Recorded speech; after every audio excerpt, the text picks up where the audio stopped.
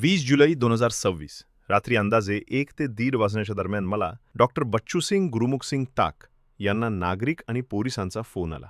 हडपसर येथील गांधी चौकात एक युवक बेशुद्ध अवस्थेत पडल्याची माहिती मिळाली. ही माहिती मिळताच मी तात्काळ माझा मुलगा आझाद सिंग टाक आणि माझा पुतण्या वीरेंद्र सिंग टाक यांना घटनास्थळी पाठवले. ते घटनास्थळी पोहोचले असता संबंधित युवक बेशुद्ध अवस्थेत पडलेला होता. त्यांनी विलंब न करता आमचे सहकारी विजय सोनवणे यांना ॲम्ब्युलन्ससह बोलावले.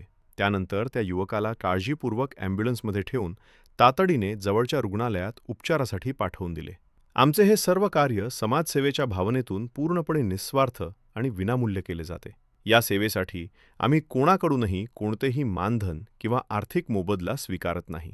गरजू व्यक्तींच्या मदतीसाठी सदैव तत्पर राहणे हीच आमची खरी ओळख आणि प्रेरणा आहे.